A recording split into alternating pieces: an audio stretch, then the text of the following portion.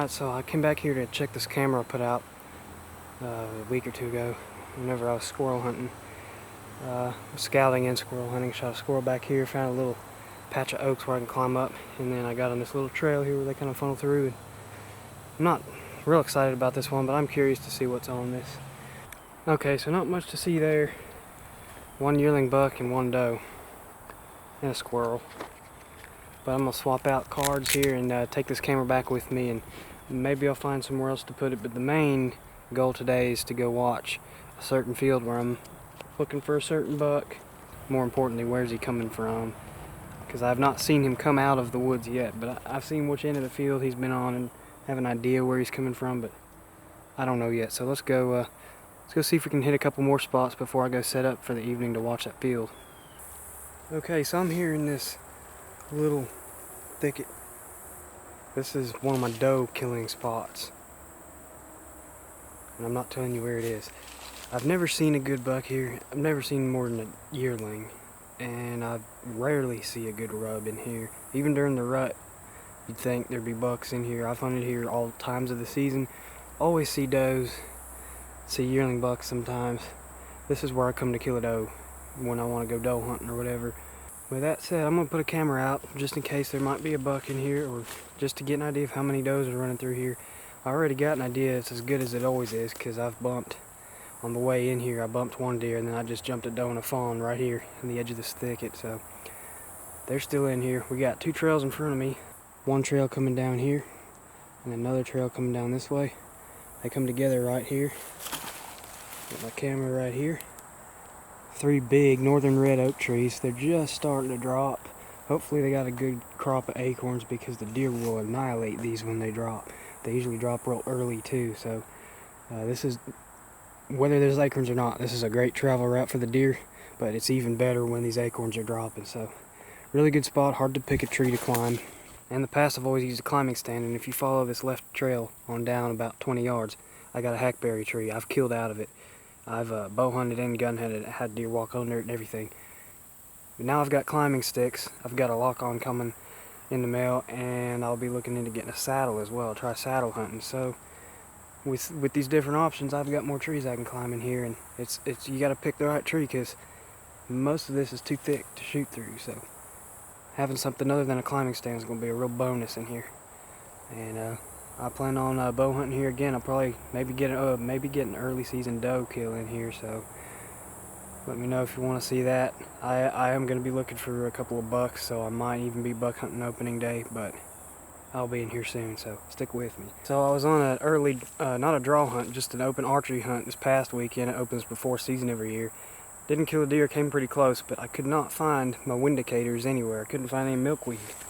But here, and I know I've seen it here in the past, and this reminded me, I just saw some silk, so I'm going to go pick me some up, because I really could have used that this past weekend with all the swirling wind I had to deal with.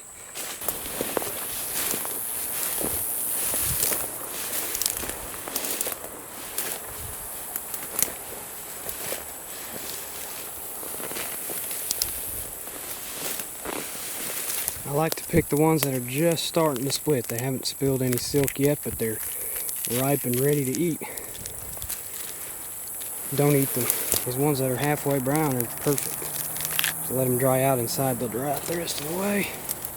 Now, milkweed's a perennial, so that means the roots stay alive in the ground over winter, and it comes back every year and grows pods every year. So if you find a patch of it, you can come back every year and get your seed pods for testing the wind when you're in the tree stand.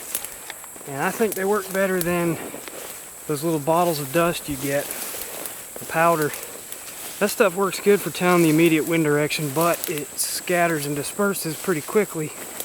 The milkweed silk, you can watch it for a long ways. They can show up pretty well visually. You can see them from a distance, so you can watch that thing carry on down a long ways and tell where the wind swirls and where there's rising currents or falling currents in the wind, and give you a much better idea of what your wind is doing. So, and they're free.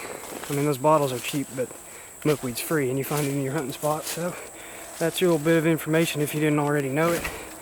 Time to get back to the truck, maybe maybe put one more camera out if I find a spot.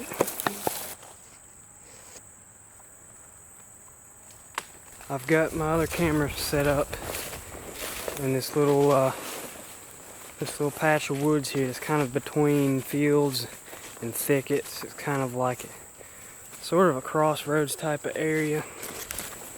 I've never hunted that exact spot. I've hunted around this area, and it's actually possible that the 9-point I'm after could come over here, because it's not far. Now it came in a different way, but it's not far. So I put the camera on video mode just in case we get anything interesting. These are the seed ticks of the plant kingdom. It's called beggar's lice, tick clover, stick tights, whatever you want to call it. I hate them. And speaking of plants, here's something I like to take note of. This is called a few names: strawberry bush, or hearts of bursting, hearts of busting. It's usually what it's called. You can see why it's called strawberry bush. They're not strawberries, but they're kind of cool looking. Also called deer ice cream. Now, this still has most of its foliage.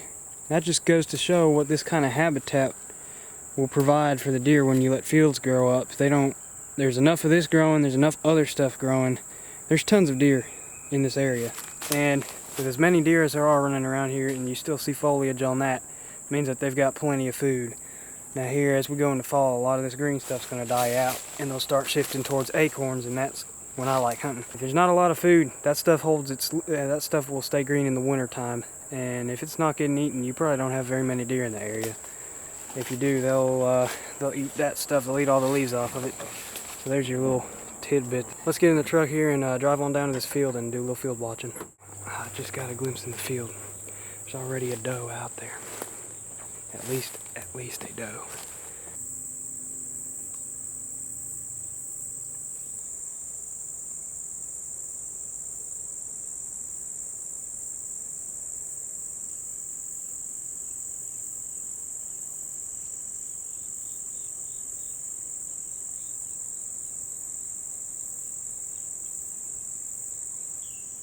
The bucks are coming out.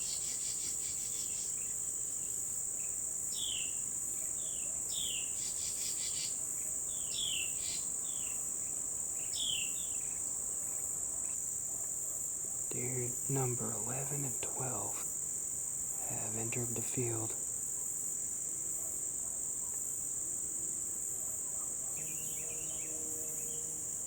"13 through 15 have entered the field.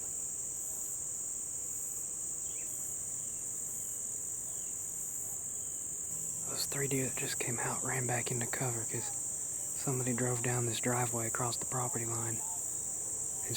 And they're just talking at the top of their lungs, and these 2 other deer with a little buck just ran off right now. That dude is yelling almost. Deer don't like that. You'd think they'd be used to that, but they don't like that at all. I bet they'll be back out soon. Well, these 3 came back out. Only took them about 5 minutes.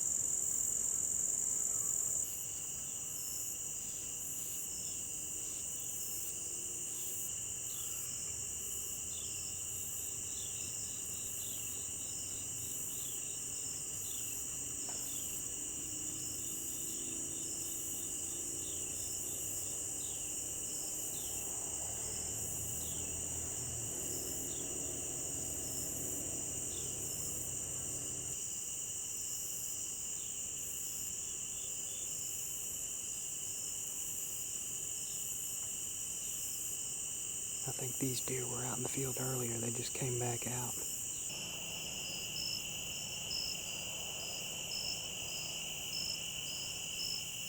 Well, I saw at least 15, maybe 16 different deer. Not the buck I was looking for, not any of his running buddies, just a couple yearlings. There's a good chance they're in the standing corn. They might come out here later at night, I don't know, but they're definitely not on the pattern that they have been. Unless I just hit them on the wrong night or whatever. Quite a few deer out there, but I've got 2 cameras out in 2 different spots around this field, so I'll be checking them in a couple days before season, hopefully, and also try to pick a tree to climb and decide where I think's the best place to hunt based on the wind forecast. So stay tuned.